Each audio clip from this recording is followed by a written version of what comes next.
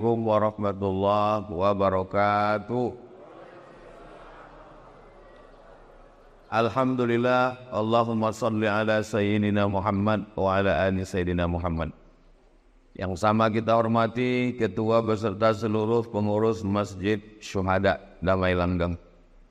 Hadir juga bersama kita pagi ini Ketua Ikatan Abdul Internasional, Pak Abdul Wahid. Yang ceramah nih Abdul Somad, ini orangnya. Baik. Mudah-mudahan Allah Subhanahu wa taala memberikan kita istiqamah iman dan Islam. Amin ya rabbal alamin. Saya akan membacakan satu hadis yang diriwayatkan dari Sayyidina Anas bin Malik dalam kitab Sahih Al-Bukhari tentang 4 dosa besar. Nanti setelah hadis ini saya sampaikan, menjelang waktu sholat sunan isyraq, saya jawab beberapa pertanyaan. Setelah itu kita sholat sunan isyraq masing-masing. Setelah sholat sunan isyraq, kabarnya ada acara makan bersama di rumah masing-masing. Ada?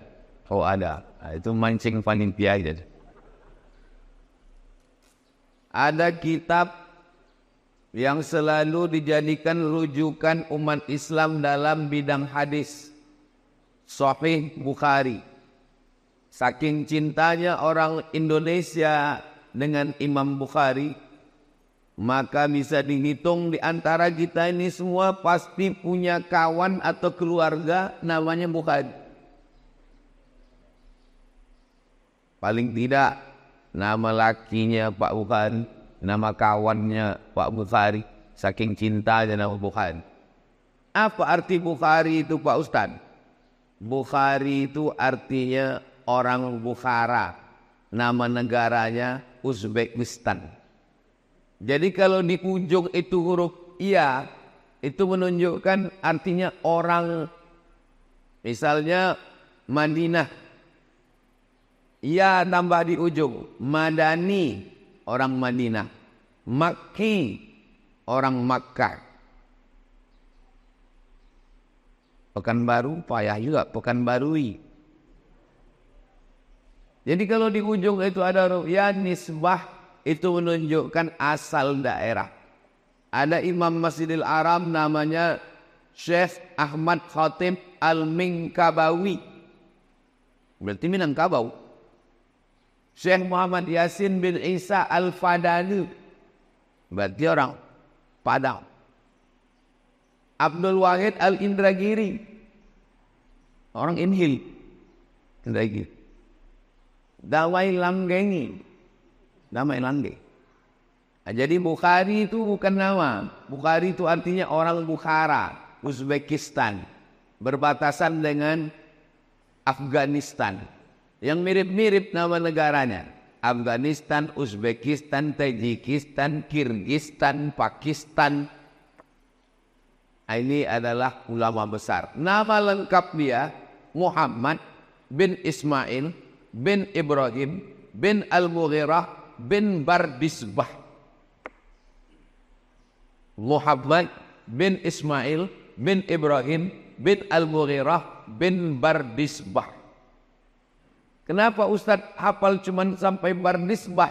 Karena Bardisbah ini atuknya yang kelima, mu'allab, Persia masuk Islam. Dia bukan orang Arab. Jadi kalau ada orang mengatakan, saya ini Pak Ustadz tak bisa bahasa Arab, tak paham Quran karena bukan orang Arab. Imam Bukhari pun bukan orang Arab. Tapi ada yang bilang katanya Ustadz Somad orang Arab. Arab cemas, Arab maklum. Jadi Imam Bukhari ini orang Persia, atuknya mu'allab, lalu kemudian umur 16 tahun dia pergi ke kota Makkah Al-Mukarramah melaksanakan ibadah haji. Lalu kemudian dari kota Makkah dia pergi ke kota Al-Madinah Al-Munawwarah, ziarah ke makam Nabi Muhammad SAW. Ketika sedang ziarah itu, sedang di Madinah, dia bermimpi berjumpa dengan Nabi Muhammad sallallahu alaihi wasallam. Ketika dia sedang bermimpi dengan Nabi Muhammad SAW itu, dia bermimpi dia sedang mengkibaskan kipas pengusir lalat.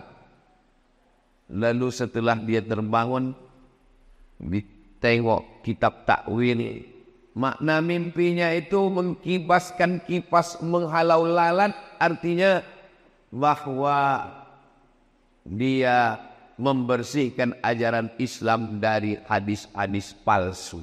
Karena lalat ini membawa bakteri kotor, najis. Maka mengkibaskan kipas menghalau lalat artinya menghilangkan hadis-hadis palsu dari ajaran Islam. Dan memang akhirnya dia menulis kitab yang isinya sahih semua. Itulah dia dikenal dengan kitab Sahih Al-Bukhari. Kenapa disebut sahih? Karena isi dalam kitab Sahih Bukhari itu tidak ada hadis dhaif, tidak ada hadis palsu, semuanya hadis sahih. Memangnya ada hadis itu yang palsu, Pak Ustaz? Ada. Kasih contoh hadis palsu. Al-Bazinjan syifa'un min kulli da'. Terong obat dari segala macam penyakit. Itu hadis palsu. Siapa yang membuat? Bang jual terong. Jual terong tulat. Tapi tidak semua hadis tentang makanan itu palsu. Habbatus sauda syifa'un min kulli da'. Hambah sauda, biji-biji hitam, sekarang sudah banyak dijual dalam bentuk minyak, dalam bentuk kapsul. Obat dari segala macam penyakit. Itu hadis sahih. Alaikum bisyifa'aini, hendaklah kamu berobat dengan dua obat penyembuh. Al-asal, madu. Hadis tentang madu. Ada yang sahih, ada yang dhaif. Tapi tidak palsu. Jadi tentang hadis sahih, palsu, dhaif, itu kita mesti serahkan kepada para ulama. Yang paling mudah, kalau beli kitab hadis, tengok di bawah statusnya. Hadis sahih. Berapa status hadis? 4. Yang paling tinggi sahih. Di bawah sahih, hasan. Di bawah hasan, dhaif. Di bawah dhaif, maudhu'. Contoh hadis dhaif. Allahumma barik lana fima razaqtana wa qina azabannar. Dhaif.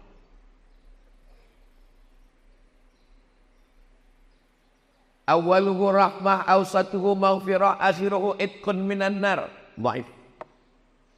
Utlubil ilma walau bisin. Tuntutlah ilmu walau ke negeri Cina. Dhaif.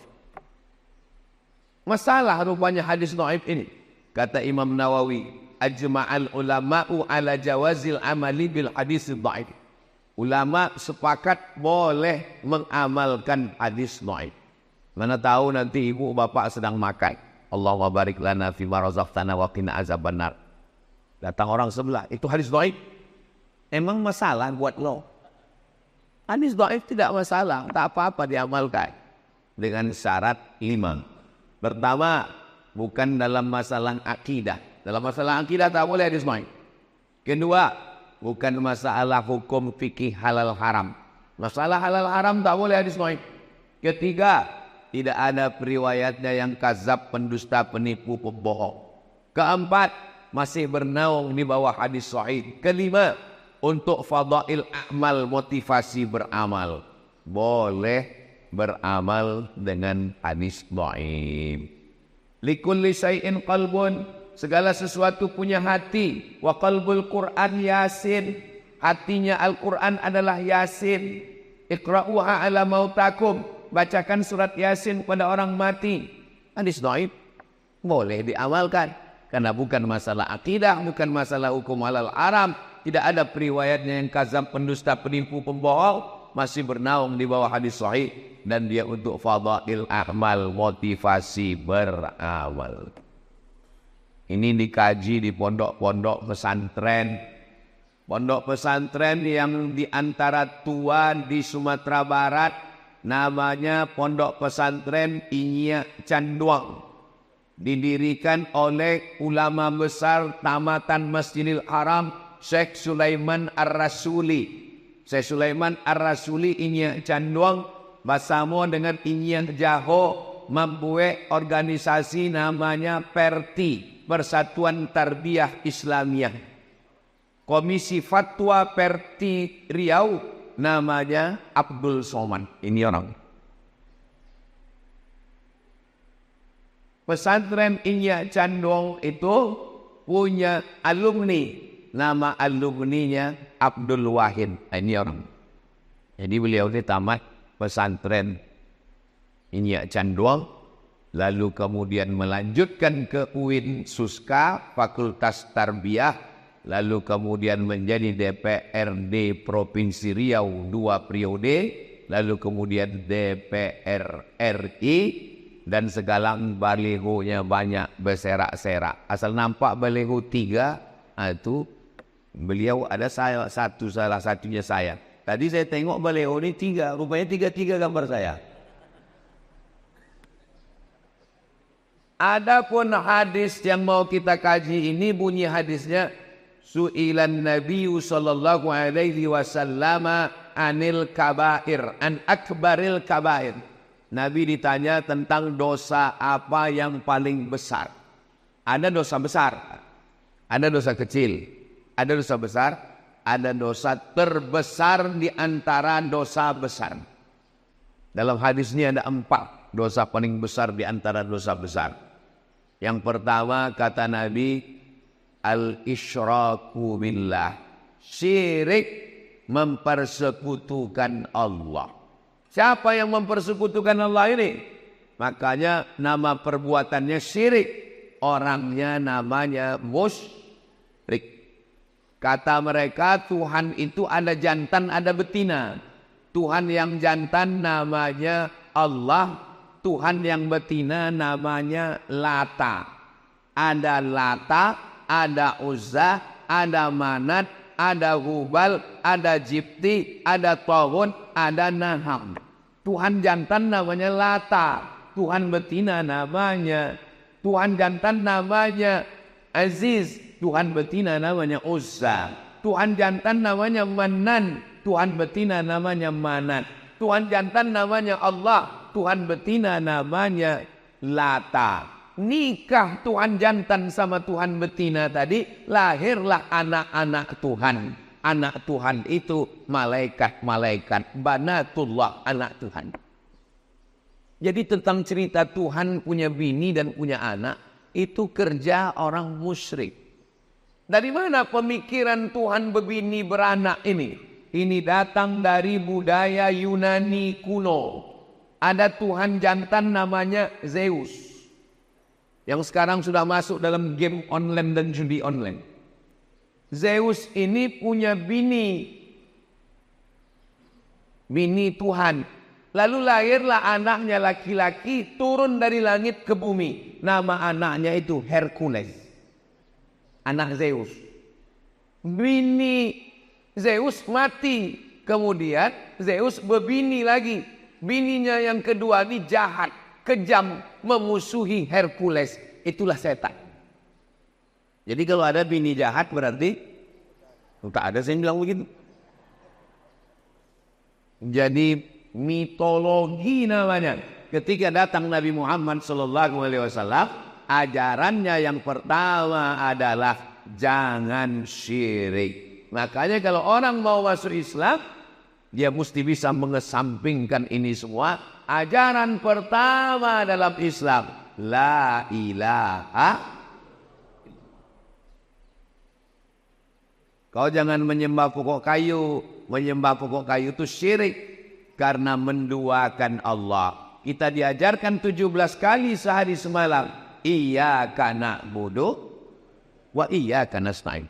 Ini sekarang banyak orang iyyaka na'budu wa duku nasta'in. Kenapa berdukun itu syirik?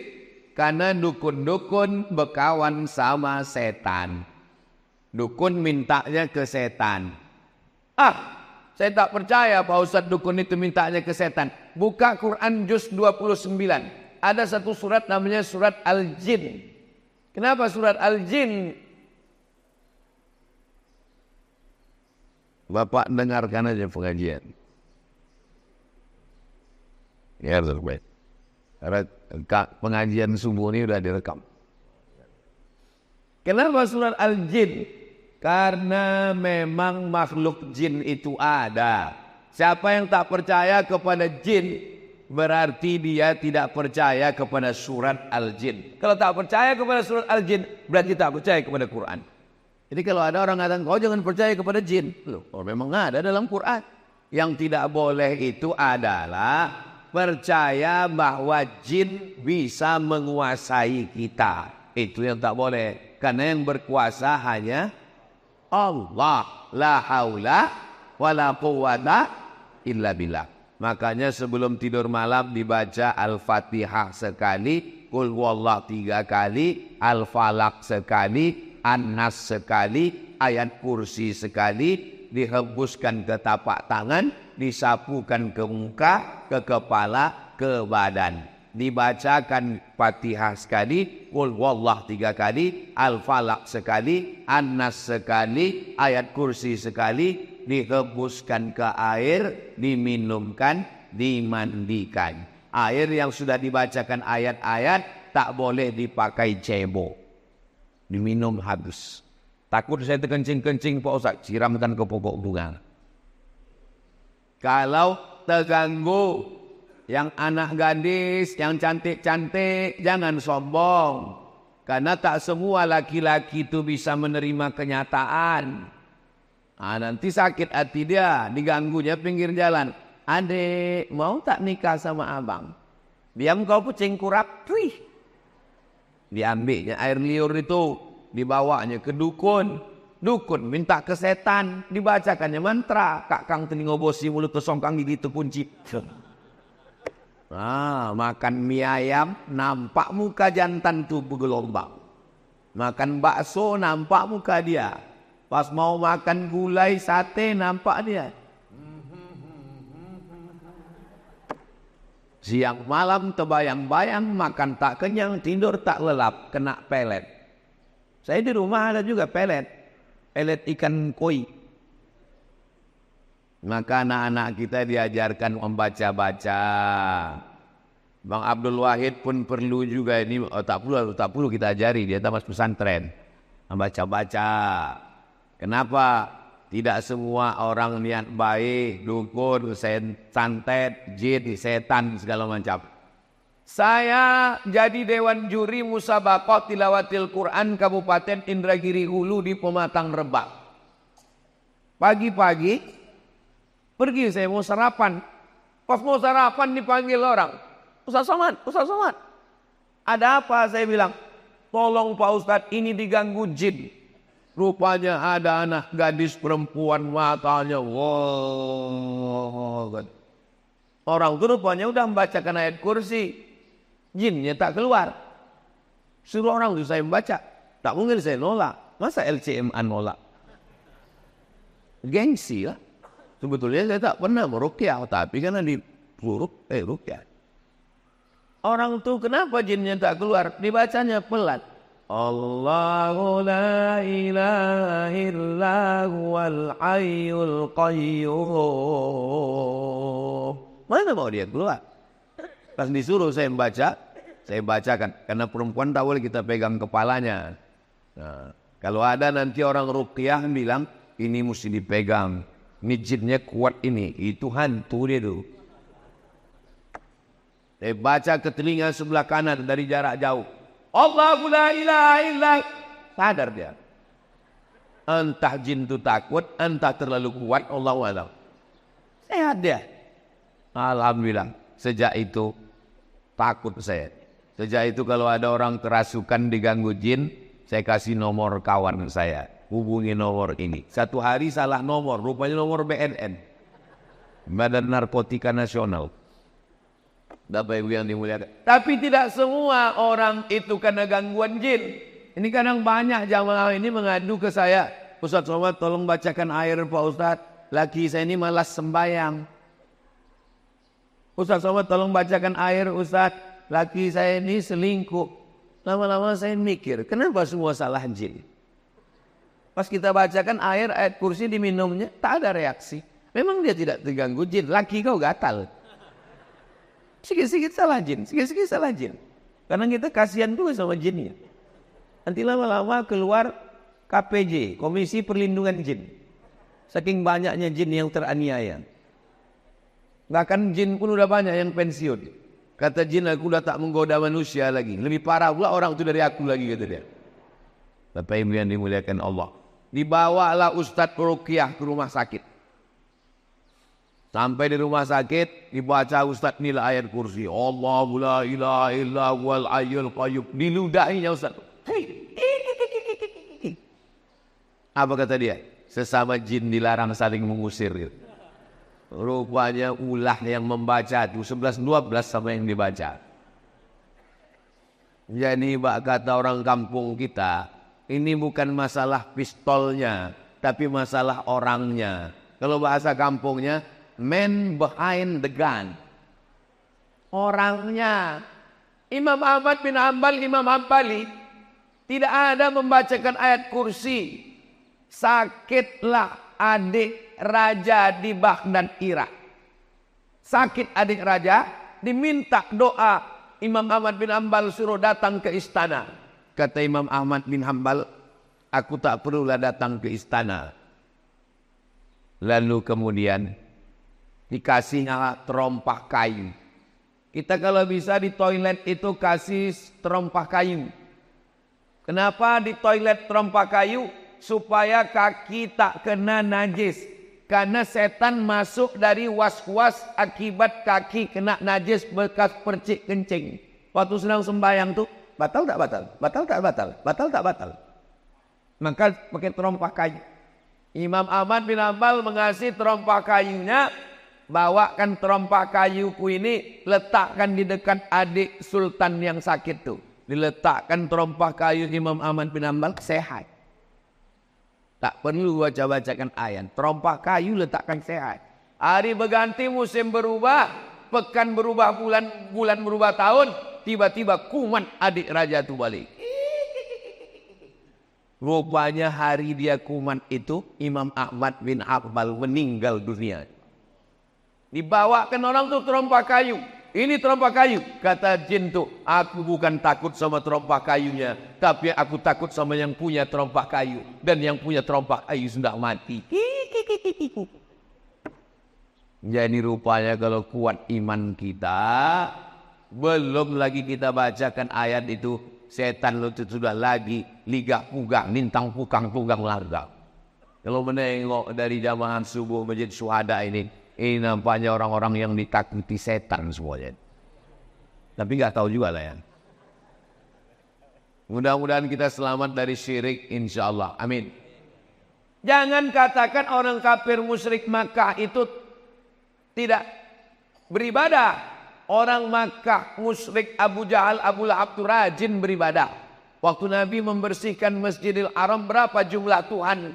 360 Tuhan dalam bentuk patung berhala, perak, emas, perunggu, besi, kayu.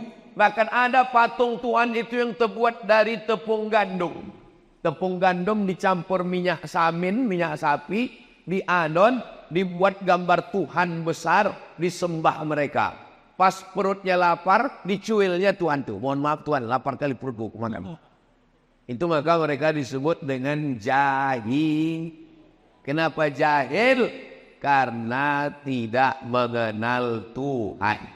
Maka dalam tauhid dikenal awwaluddin ma'rifatullah. Perkara pertama dalam Islam adalah mengenal Allah. Wujud tidak baqa mukhalafatu lil awadisi qiyamuhu binafsihi wa'daniyah qudrat iradat.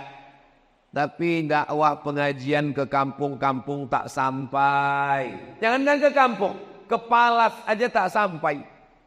Mohon maaf Ustadz Somad, tolonglah kirim Ustadz-Ustadz ke Palas nih Pak Ustadz. Tak sampai Ustadz Ikmi, Ustadz MDI dari Pekanbaru Pak Ustadz. Gas motor tuh cuma sampai di jembatan Leton. Asal sampai Leton mati mesin. Itulah maka Ustadz Al-Nobdinar membuka pesantren di Palas. Alhamdulillah anak-anak tahfiz Quran itu yang jadi imam. Saya tak sanggup berdakwah masuk kampung ke kampung. Yang kami masuk cuma Bagan Benio, Talang Mama, talang perigi, talang jerinjing. Itu yang kami cuma sanggup masuk. Yang bisa mengirim dai-dai ke pedalaman Riau ini adalah gubernur. Kalau terpilihlah gubernur yang peduli pesantren, tamat pesantren, peduli dakwah, dikirimnya lah dai-dai ke pedalaman insyaAllah. Mudah-mudahan terpilihlah orang yang peduli kepada dakwah insyaAllah. Amin. Tapi kami bingung Pak Ustadz, banyak kali balego-balego sekarang. Kalau tuan sholat Jumat jangan lupa bawa kain. Kalau udah ada yang ada gambar Ustadz Somad jangan lagi ke yang lain. Jelas. Kalau tuan pergi ke Palas jangan lupa membawa kawan. Kalau ada yang bilang tak jelas memang dia belum sarapan. Yang kedua, apa itu dosa besar? Uququl walidain, durhaka kepada orang tua. Tahu Bapak Maradona? Maradona ditanya, siapalah orang yang paling kau idolakan Maradona? Kata Maradona, ayahku melepuh keringatnya mencari makan untuk aku. Lalu kemudian dia balik ke rumah. Ayah Maradona itu kuli. Balik dia ke rumah.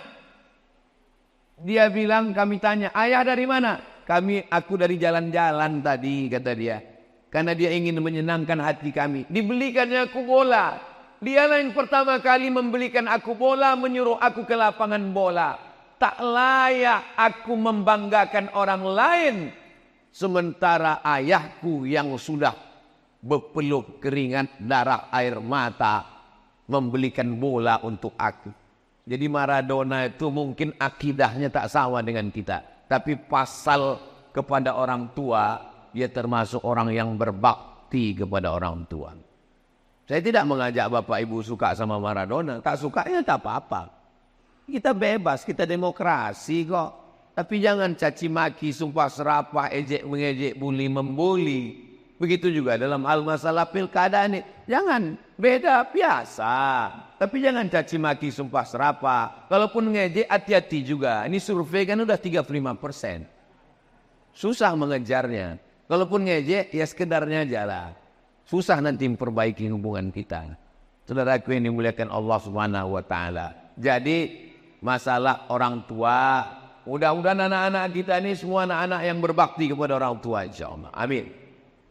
Yang ketiga, yang dosa terbesar itu adalah qatlun nafsi, membunuh. Membunuh, benci, sakit hati sama orang, sewa preman, tabrak, mati, kecelakaan, padahal membunuh.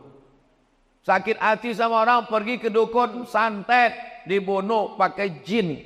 Jin bisa membunuh. Sahabat Nabi ada yang meninggal dibunuh jin.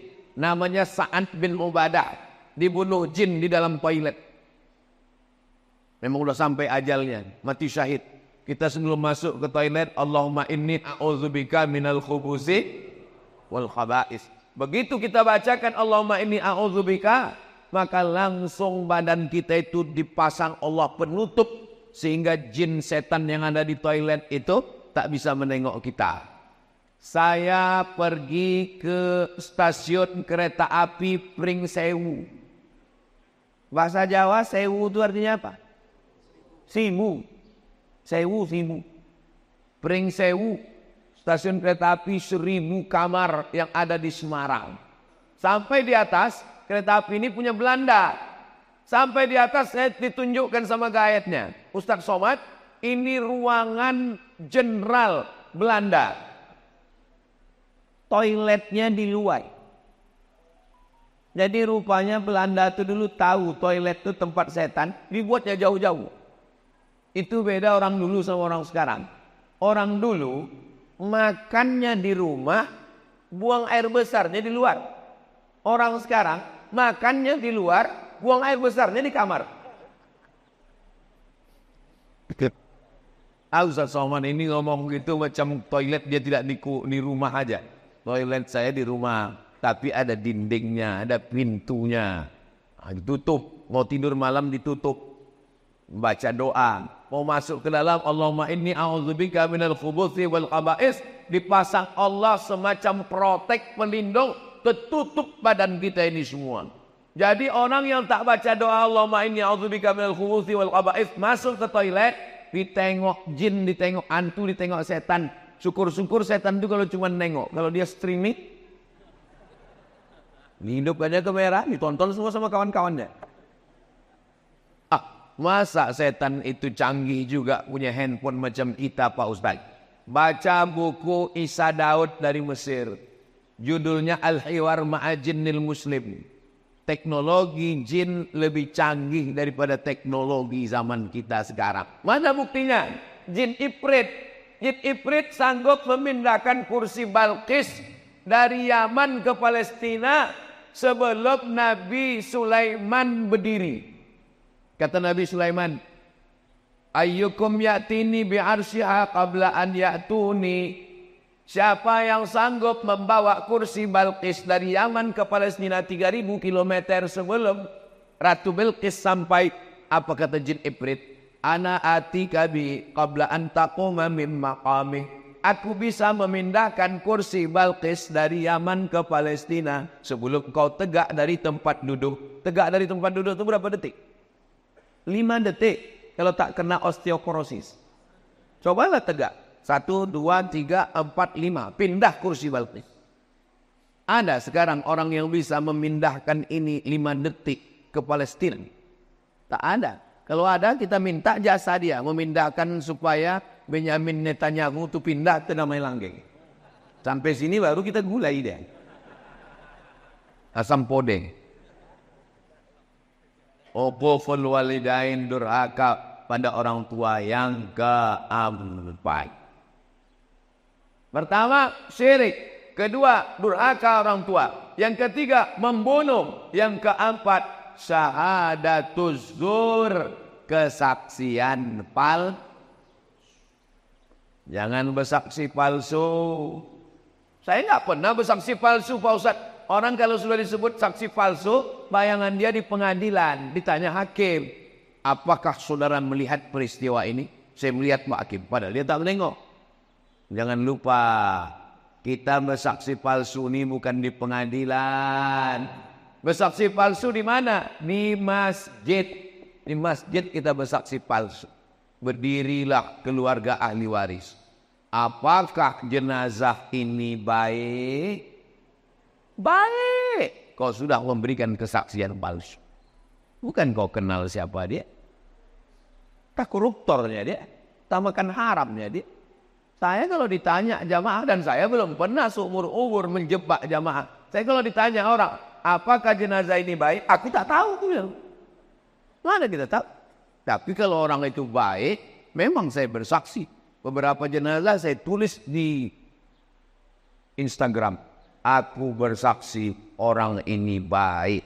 Kita bersaksi. Ada hadisnya tentang bersaksi jenazah ini, ada hadis sahihnya. Lewat jenazah. Waktu lewat jenazah, orang memuji. Dia orang baik, dia orang baik, dia orang baik. Apa kata Nabi? Antum syuhada'ullahu alal ard. Kalian saksi-saksi Allah di atas muka bumi. Wajib dia masuk surga. Tapi saksinya tidak direkayasa. Kapan kita bersaksi palsu? Waktu acara akad nikah. Aku nikahkan engkau dengan anakku dengan mahar sebentuk cincin emas tunai. Sah? Sah. Padahal tidak sah. Kenapa? Karena itu bukan anak dia. Bukan anak dia itu. Kok tahu Ustaz bukan anak dia? Nikahnya Januari, lahirnya Mei. Mana ada hamil 5 bulan? 9 bulan 10 hari baru lahir. Kenapa pula nikah Januari lahir Mei? Pas ditanya berapa bulan lahir? 5 bulan. Kok cepat kan? Ini edisi minimalis. Mana bisa? Itu bukan anak kamu. Ini sudah tes DNA ke Singapura Pak Ustadz. Darahnya sama. DNA tak laku dalam nasab. Wah. Nasab dalam Islam itu bukan pakai DNA. Tapi inilah jelas itu memang, maaf cakap, memang benih dia. Tak ada laki-laki lain. Kenapa tak diakui? Di mana kesalahan dia? Kesalahan dia satu. Mencoblos sebelum hari H. Kertas yang dicoblos sebelum tanggal 27 November tidak diakui KPU. Jelas? Apanya yang jelas ini? Jelas nasab tadi tak diakui karena dia sudah ada sebelum akad nikah. Jangan nikahkan anak yang hamil. Malu. Dulu di Pinang tak dikasih. Datang orang Minang baik-baik tak dikasih. Muncul niat jahatnya. Tanam pinang rapat-rapat supaya puyuh tak dapat lari. Sudah pinang tak dapat-dapat. Aku bawa ke hotel, ku hamili, kata dia. Nauzubillah. Banyak orang tua sekarang lebih mau makan di daun daripada makan di pinggan. Di Pinang tak mau. Mau mencari menantu kaya. Mau mencari menantu hebat. Sudah hamil baru tahu rasa. Barulah dinikahkan. Itu nikahnya menurut mazhab Syafi'i sah. Nikahnya sah. Yang jadi masalah setelah lahir anak. Lahir anak tak boleh dibinkan ke dia. Karena itu bukan anak dia.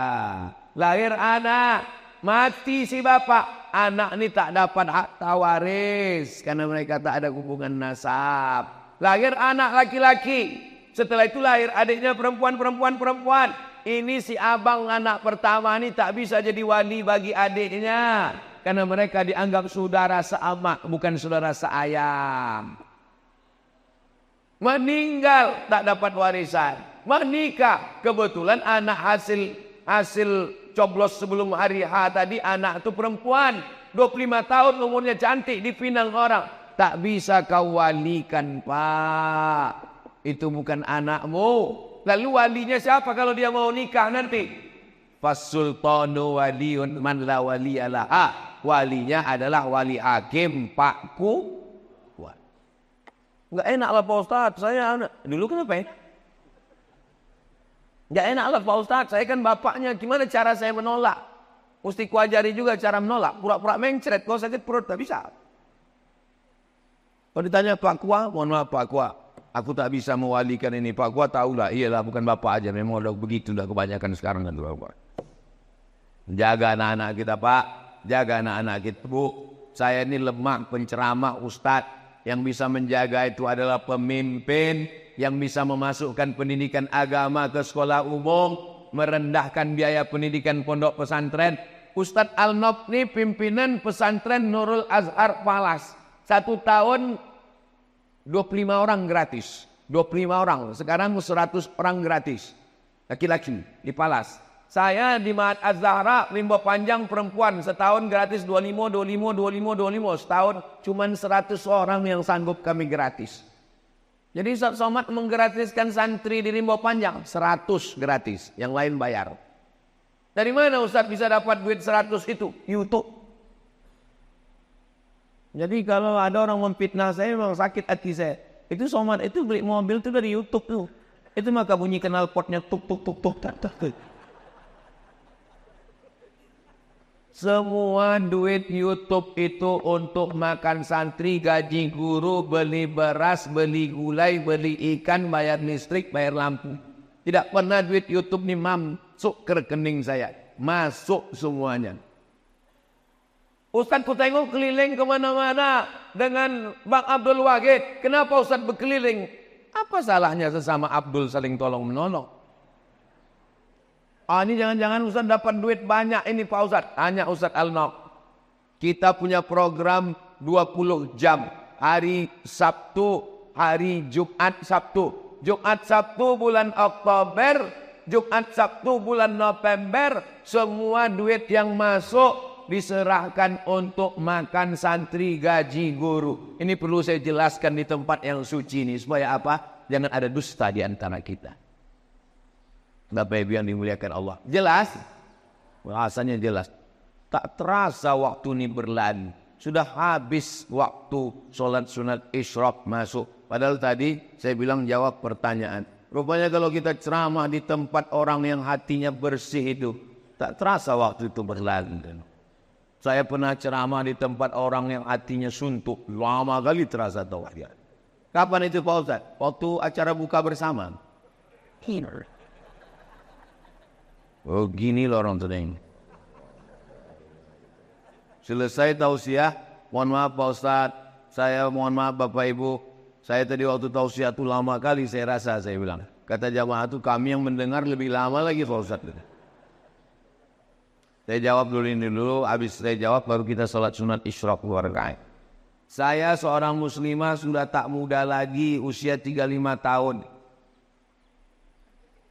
Masalah umur ini bukan masalah angka, Besti. Umur ini masalah rasa. Saya nih rasa saya sekarang rasa 27 aja. Beberapa bulan yang lalu datang seorang laki-laki berusia 28 tahun. Ingin menjalani hubungan serius dengan saya. Kalau memang dia serius, jangan cuma berani bawa mawar, tapi berani bawa mahar.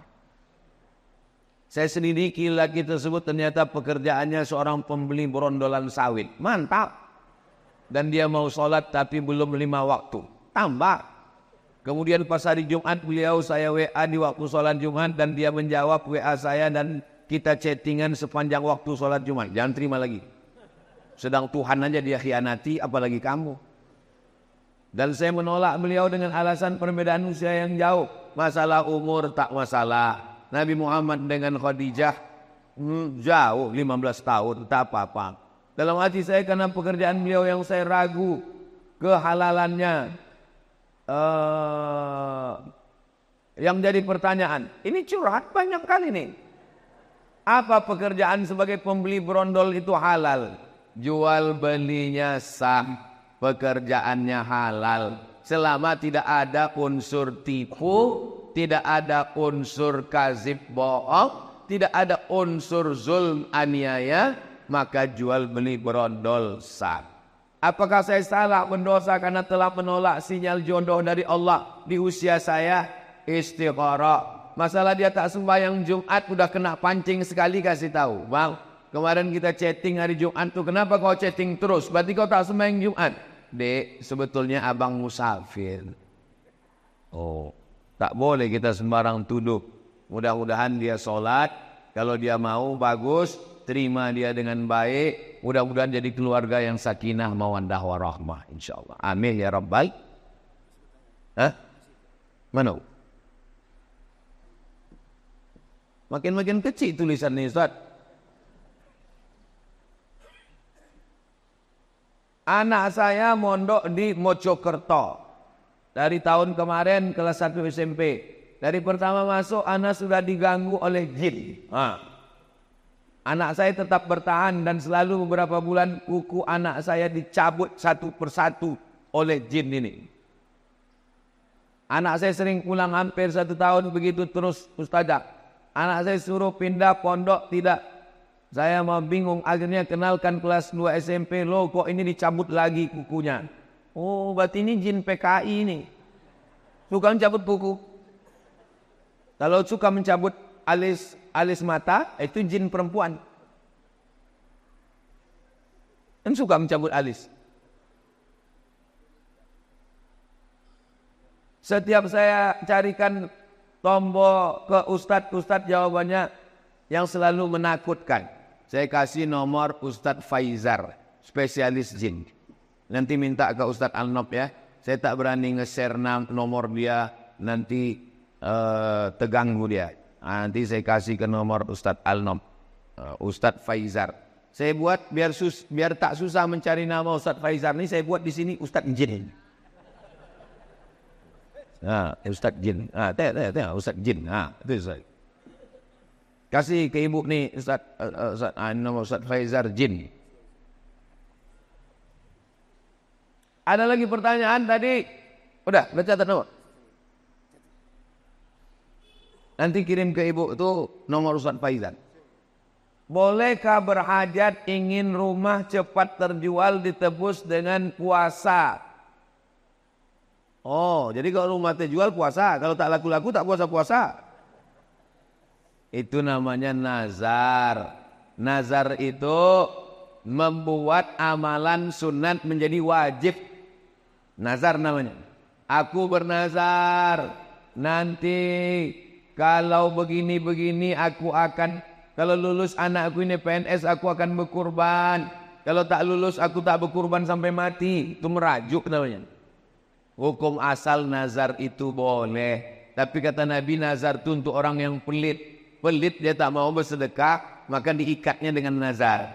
Tapi hukum asal nazar hukumnya boleh mubah. Tolong kalau sebelum bernazar itu diingat baik-baik. Khawatirnya waktu bernazar berjanji-janji sesudah selesai tak ditunaikan. Ada orang begitu. Pak Ustadz, saya kemarin bernazar. Apa nazarmu? Saya puasa Senin Kamis sampai mati. Matilah kau. Dia tak taat. Jadi sebelum bernazar tuh pikir-pikir baik-baik. Saya anjurkan kalau nazar bagusnya nazar sedekah saja. Karena kalau puasa Nabi Daud bernazar pula puasa Nabi Daud sampai mati. Sebelum mati kita duluan. Kita sibuk.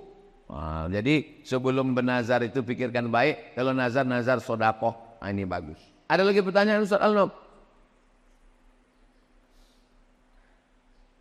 Apakah cerita Sa'ban dan Sa'labah itu termasuk hadis palsu Pak Ustaz? Hadis palsu. Usah diriwayatkan lagi. Usah disebar-sebarkan lagi. Man kadzdzaba alayya muta'ammidan, siapa yang berdusta kepadaku secara sengaja, falyatabawa maq'adahu minan nar, siapkanlah tempat duduk dari api neraka. Jadi kalau ada penceramah meriwayatkan hadis palsu satu hari sekali, sebulan booking 30 kursi di neraka jahanam. Hati-hati meriwayatkan hadis, kalau tak betul-betul sahih, tanyakan kepada ahlinya. Mudah-mudahan kita selamat dunia akhirat insyaallah. Ini ada pertanyaan, mana tadi pertanyaan Ustaz Al-Nob tadi mengirimkannya? Saya mengalami maaf cakap, keputihan terus menerus. Sebelum sholat saya bersihkan, dan ketika sholat keluar. Bagaimana Pak Ustadz? Laki-laki bisa mengalami namanya sulusul baul. Baul kencing, sulusul rantai. Sulusul baul kencing berantai, menetes tak putus-putus. Perempuan bisa mengalami dua. Pertama istihadah, darah tak putus-putus. Yang kedua cairan tak putus-putus. Maka cara mengatasinya bagaimana? Dibersihkan sebelum masuk waktu sholat. Pergi ke toilet, bersihkan, sesudah itu pakai pembalut. Setelah dipakai, berwuduknya setelah masuk waktu. Jadi kalau zuhur jam 12.15, jangan berwuduk sebelum azan, sebelum masuk waktu. Begitu mendengar suara azan, Allahu Akbar, Allahu Akbar, masuk ke toilet, bersihkan, pasang pembalut, maka yang menetes setelah wuduk tadi, ma'fu anhu, termaafkan. Bisa terjadi tiga. Pertama, sulusul baul, kencing tak putus. Kedua, istihadah, darah tak putus. Ketiga, cairan yang tak putus keluar. Khurujus syai'i anis sabilaini, keluar sesuatu dari dua jalur. Dari kubul bagian depan, dubur bagian belakang. Kalau keluar dia batal wudhu. Kalau batal wudhu, batal sholat. Tapi ada keringanan. Kalau dia menjadi penyakit, berobat, berkusu. Kalau tak juga sembuh, maka dia menjadi ma'fu anhu, termaafkan. La yukallifullahu nafsan illa wus'aha. Itulah kaji kita subuh ini. Mudah-mudahan berkah. Kita sholat sunat isyraq. Habis itu nanti kita tak tahulah tahap kata panitia. Habis itu kami nanti akan lanjut ke Pasar Pagi, lanjut ke dialog. Habis itu kami ke Rokan Hulu, ke Pasir Pangarayan, ke Ujung Batu. Jadi Ustaz Somad ini keliling-keliling terus nih sampai kapan? Sampai tetes darah penghabisan. Tanggal 27 November, hari Rabu, jam 12 siang, tutup TPS. Barulah selesai. Ala hazihin niyah al-Fatihah. A'udzubillahi minasyaitonirrajim. Bismillahirrahmanirrahim. Alhamdulillahirabbil alamin. Arrahmanirrahim. Maliki yaumiddin. Iyyaka na'budu wa iyyaka nasta'in. Ihdinas siratal mustaqim. Siratal ladzina an'amta 'alaihim ghairil maghdubi 'alaihim waladdallin. Amin. Allahumma shalli ala sayyidina Muhammad wa ala ali sayyidina Muhammad. Assalamu alayka ya Rasulullah. La tada' lana dzamban illa ghafarta. Pulang kami dari Masjid Syuhada ini bersih dari dosa-dosa. Wala dainan illa qadaita. tolong kami lepas dari hutang piutang riba. Wala maridan illa syafaita, yang sakit-sakit angkat penyakitnya. Wala mayitan illa rahimta, yang meninggal dunia ampunkan dosanya. Wala aziban illa zawajata, yang belum menikah jumpakan dengan jodohnya. Wala raghiban illa anjabata, berikan keturunan soleh solihah, anak penghafal Quran. Ya qadiyal hajat, engkau menunaikan hajat. Iqdi hajatina, tunaikan segala hajat kami. Allahumma rzuqna imaman adila, berikan riau pemimpin yang adil dan amanah, pemimpin yang takut kepada engkau ya Allah, pemimpin yang peduli kepada anak yatim, fakir miskin ya Allah. Rabbana taqabbal minna innaka antas samiul alim wa tub alaina innaka antat tawwabur rahim. Rabbana atina fid dunya hasanah wa fil akhirati hasanah wa qina azabannar.